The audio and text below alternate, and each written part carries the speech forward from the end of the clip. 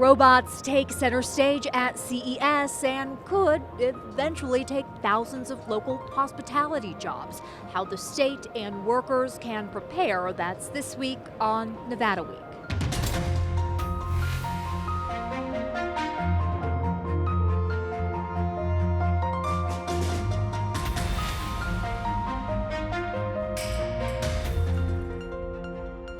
Support for Nevada Week is provided by Senator William H. Herrnstadt and other supporters. Welcome to Nevada Week. I'm Amber Renee Dixon, joining you from CES at the Las Vegas Convention Center. This year's Consumer Electronics Show is highlighting humanoid robots meant to look and perform like humans. As for their impact on Nevada's workforce, a new report suggests that robots could impact up to 92,000 hospitality jobs in the state by 2035.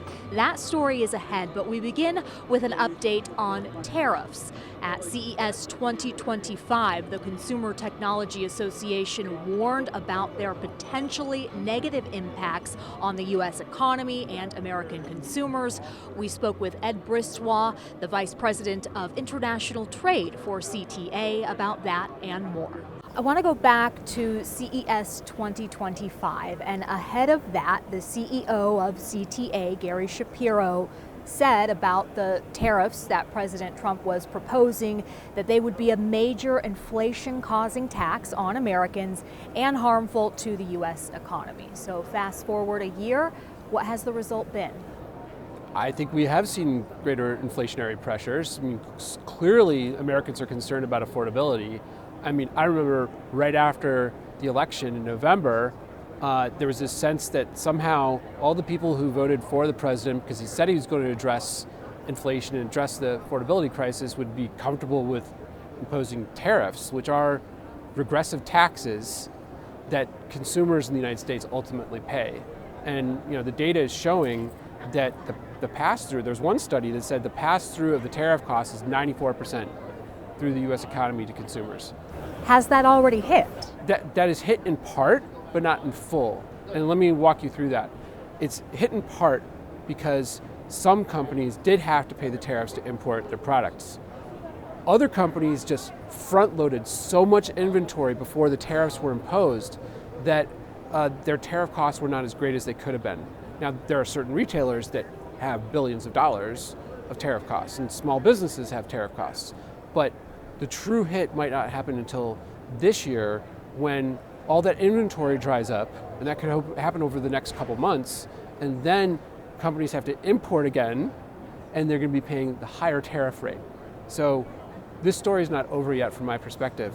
What's also been interesting to me is that the manufacturing sector has gotten hit really hard. And because they need inputs, not just from within the United States, from other parts of the world. Manufacturing is a very global supply chain. There's one particular index run by the Institute for Supply Management, the manufacturing index, and it's been in contraction mode for month after month since the tariffs were imposed. Manufacturing is an industry that Nevada would like to get into further to diversify the economy, but now might the state want to rethink that? I think this administration, if they want to support the manufacturing sector, all tariffs all the time is not going to help manufacturers. They need to have an understanding of what are the inputs that we need from our friends and allies and close trading partners around the world, where it's okay to have zero tariff like we did in the past. The president would argue that this is raking in a lot of money for the country, that we are taking back money that was essentially stolen from us. Well, when companies go out of business, that's not great for our economy either. That deprives local jurisdictions, states from revenue as those companies disappear, as they can't employ more people. I mean, there are costs to these actions that we're seeing play out over the course of time. Well, tell me more about that, because I don't know if that has been covered a lot, companies closing. Yeah, what I've read recently is that bankruptcies in the small business sector are increasing. When we talk to our small business members, the tariff situation and the tariff uncertainty in general, like the tariffs on, tariffs off, exceptions, the complexity of the tariffs, that has been more devastating to them relatively to larger businesses. Now, the larger businesses are deeply impacted by this as well, but the small businesses, they're disproportionately impacted. And we have, if you look at CES, there's hundreds and thousands of small businesses here. And then what about the impact on the tech sector as far as consumers? They have been buying technology despite tariffs. So we did a number of studies looking at the potential impact of the tariffs as proposed by the president during the campaign and then initially imposed back in like April, May. And what we found was that for certain products, depending on what the pass-through was, you could see a much higher price over the course of time for that product. And that would lead to less purchases by consumers. So the consumer purchasing power has gone down over time, particularly at the lower end of the economic spectrum. So for people who can't afford the latest and greatest iPhone or the latest and greatest video game console, they're going to hold on to their products for longer. So what we estimated was that people would, instead of spending money on new and great products that are launched here at CES, they would hold on to their products for a much longer time. And so when we're talking about... But it was a good Christmas for the tech sector. Because of the front loading. Because of all that product got brought in pre-holidays with intent to deliver very affordable products to the marketplace for the holidays. Which industries have been hardest hit so far, and then what are you expecting in 2026? Within consumer electronics. Well, it depends on your definition of consumer technology, right? I think it's not just these reciprocal tariffs or the fentanyl tariffs, it's also tariffs under a different statute called Section 232 of the Trade Expansion Act of 1962, which is it relates to national security. And so the president in his first term used that statute to impose tariffs on imports of steel and aluminum.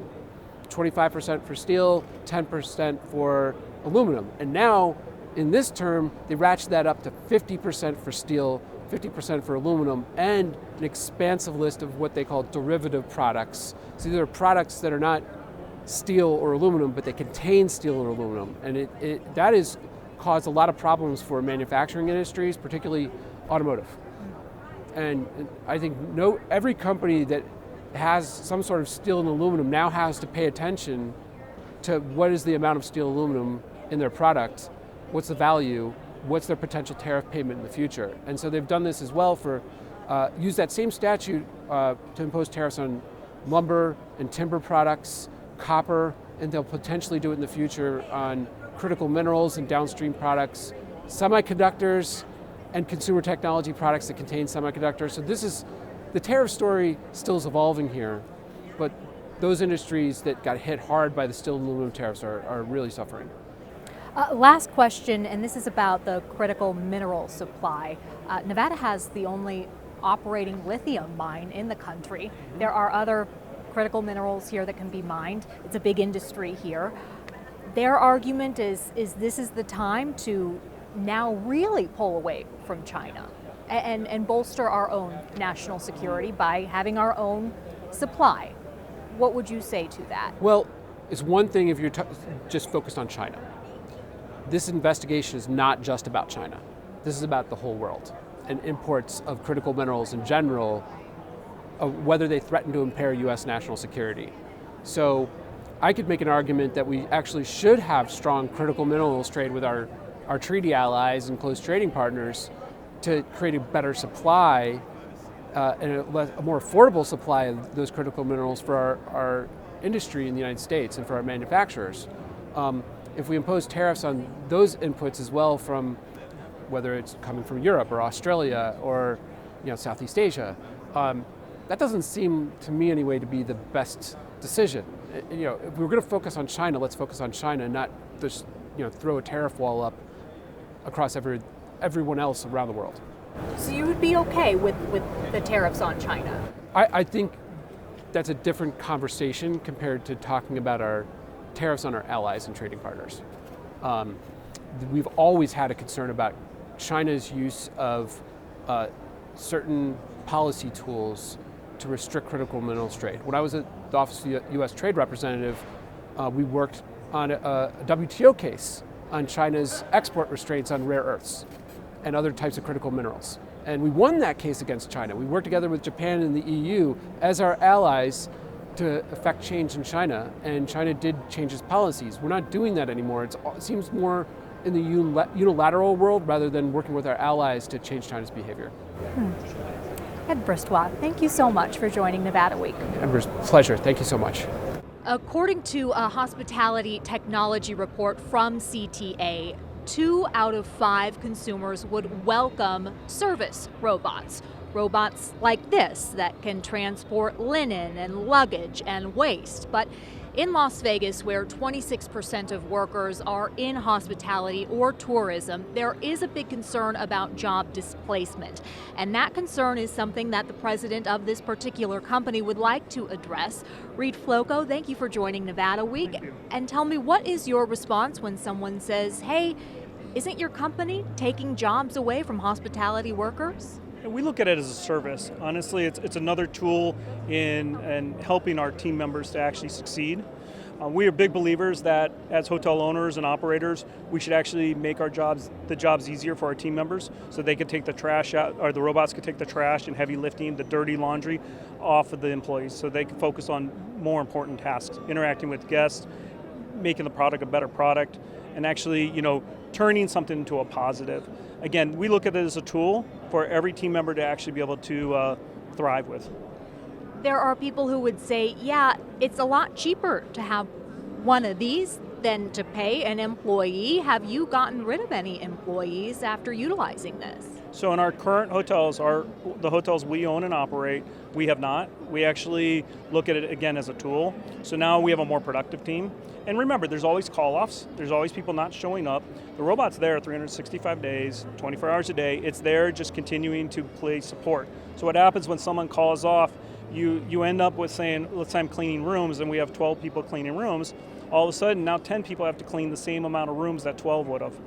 The robot's there as a support, so it no longer has to just fall on those 10 people. The robots can actually carry that heavy lifting and take the hard, dirty stuff off the team members so that they can focus on actually getting the job done. And real quick, you told me off camera about your background in this industry, which I think lends itself to you backing this. Yes, I've got 30 years in the hotel business, about 12 to 15 years in the tech business, depending on when you start and stop that. But honestly, what we're looking to be the workhorses, the support service for the hospitality industry. Really there to, I started, doing housekeeping, doing maintenance, all the way up to managing big, massive portfolios, hundreds of hotels. Again, we're focused on solving the real problems to really help people have better lives. Reed Floco, thank you for your perspective. Appreciate it. And for another perspective, we turn now to a recent interview with John Restrepo. He is the principal of RCG Economics. That research firm recently released a report called The Robot Reality. John Restrepo, welcome back to Nevada Week. Thank you, Amber Renee. Thank you so much. So your report has a figure that an estimated 77,000 to 92,000 core positions in the hotel casino sector alone could be affected by 2035. That's correct. How would you describe that piece of information? It's really a wake-up call, I think, to kind of pay attention to what's going on. This AI revolution is a major event in human history, and it will have a massive effect on the state of Nevada, and particularly Las Vegas, because the nature of our economy with so many jobs and low-wage, low-skilled workers in the resort industry. Right. Your report also lists out specific jobs that are more at risk than others and sooner than others. Right. So right now, between 2025 and 2026, customer service reps, reservations agents, call center operators, data entry personnel are all at a high risk of being displaced. Correct. Then the near future, 2027 to 2030, front desk clerks, housekeeping dispatchers, accounting clerks, food service workers, they are at less of a risk. For those at home who may see their occupation on these two lists, what do they do? That is the toughest question because it requires reskilling and change and providing different skills and training to these folks. which in many ways is out of their control, right? It's really an issue of policymakers. It's issues of what kind of contracts the unions can negotiate, what can the resort industry itself do. It's more of a community level response. Some of the estimates that we're coming up with, they're anywhere between $750 million to $1 billion over the next 10 years to reskill people in the Southern Nevada. That's, again, a legislative issue, it's a local issue. How do we deal with our tax structure? Is our tax structure will accommodate these kind of costs? But there's really very little because the hotels and casinos aren't going to take on that cost themselves. No, unless they're forced to. Unless they're forced to in the sense that a certain percent, let's say, of the hotel room tax gets reallocated to work for training, or an increase like they did for the stadium. You increase it by 0.75% to do reskilling, but that's how it's going to have to be dealt with. What the individual can do is they need to pay attention to what's going on, and whatever opportunities they have that are offered through their company or through the community to get retrained and reskilled, they have to do.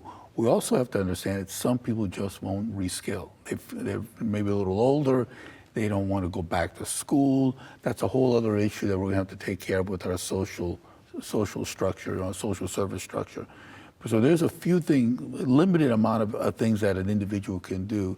It's really talk to your legislator, talk to your city council, talk to the government and say, what are we going to do with this? Because it's a massive undertaking. Again, along with the water issue and the land issue. So we have all these things hitting at the same time, right? Combining. You mentioned the Culinary Union. We had them on 2 years back when CES was here, and they talked about a new contract they put together that included, if new technology is going to be implemented, you have to give us 6 months notification.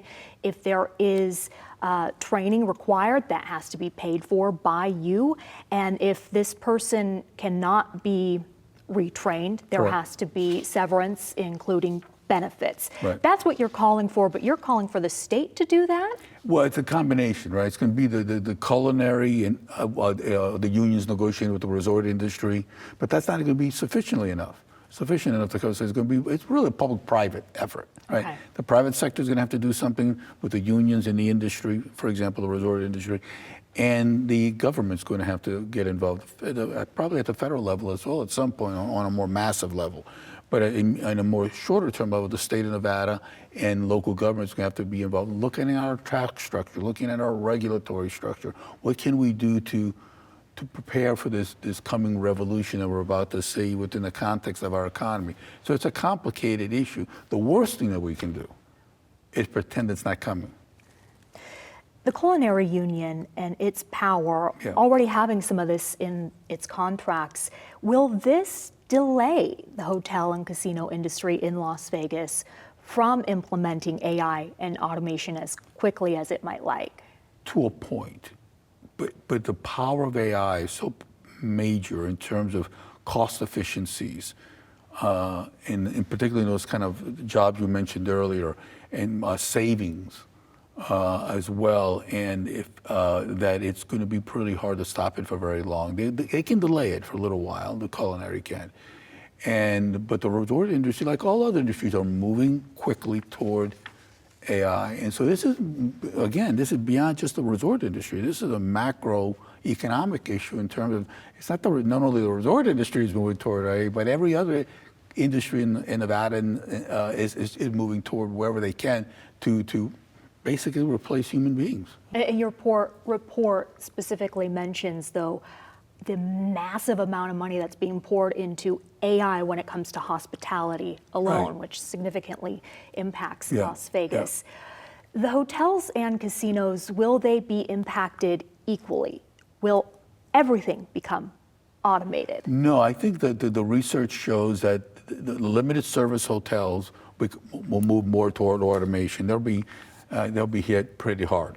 Like budget motels. The budget motels, limited service motels. Exactly right.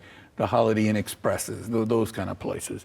And some of the national data that's coming out on that is it's about 75% of those jobs will be negatively affected over the next 5 to 10 years.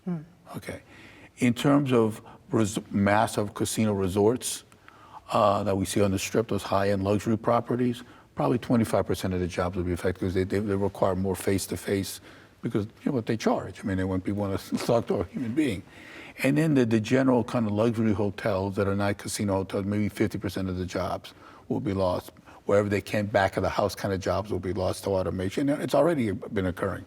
And so depending on the quality of the lodging, depending on who your customer base is, you move toward automation at different rates and at different levels.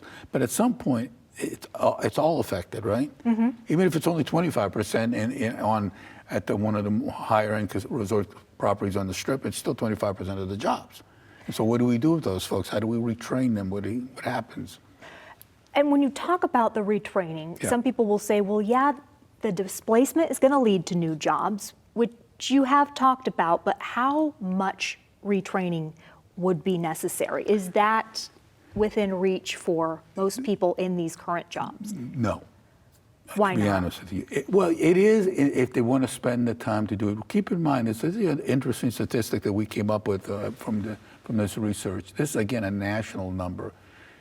77% of all the jobs required by or AI that can work in AI have to have a master's degree or above.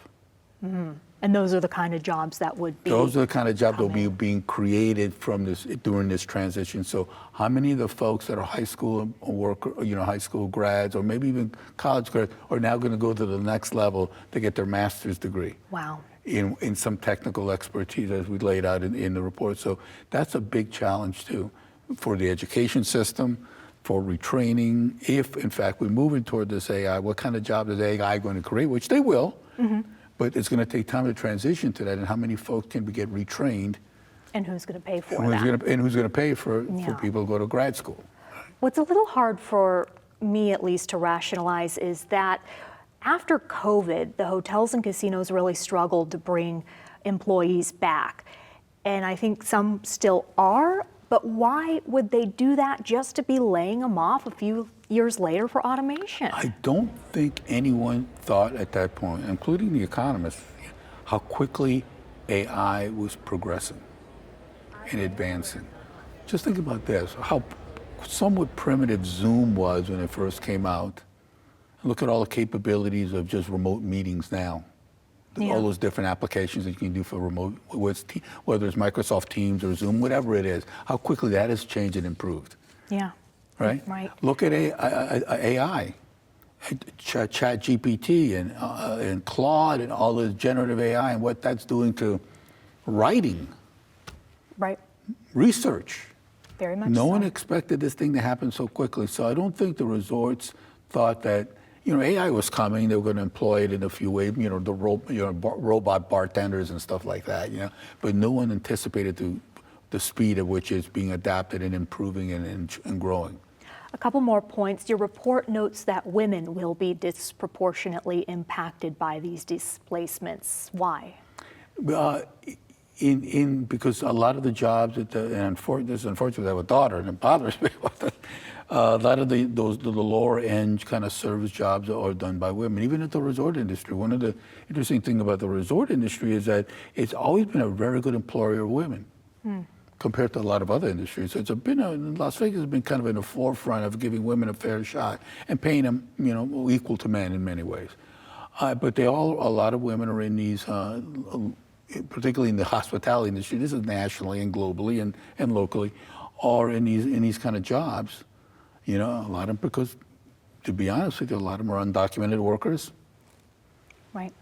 And so there's all kinds of things that come into play, but yet women have always had a relatively large role in the hospitality industry. And by the very nature, they'll be the most affected because there's so many of them in the industry. Last question, is this what it's finally going to take for Nevada to diversify its economy? Is it going to be forced to diversify because of AI and automation? Yes. And the land and the water issue, all these things are coming into play. They're forcing us to say, we have to grow up now. The toga party's over. As I like to say, okay, we went through the toga party period in the early 2000s, then we had the Great Recession. I thought we grew up, but the Great Recession went away, and we kind of sort of learned from it, but not really. And then COVID hit, and I thought this will really teach us to kind of act like adults now and put away the togas. But it hasn't happened yet, in my opinion, to the extent that we should be further along that economic resiliency path than we are right now. Hopefully, I don't think hopefully it's going to have to be. The AI revolution is going to force us to make a lot of societal, cultural, economic, public policy changes. And hopefully we have the leadership both at the private, it's not only the public sector leadership, right? The governor and the legislature and city councils and things like that, but it's also the private sector. The private sector has got to be in the forefront, leadership in the private sector, to lead this new, how do we deal in this brave new world that we're entering? So it's really a massive community effort. From hospitality to healthcare now, that is another industry that AI is expected to revolutionize. The American Psychological Association thinks it can greatly expand access to mental health treatment, but there are concerns, including will robots like Aria here replace qualified professionals? Aria, will you be replacing qualified professionals? I will be whatever you need, except your doctor, your lawyer, or your tax accountant.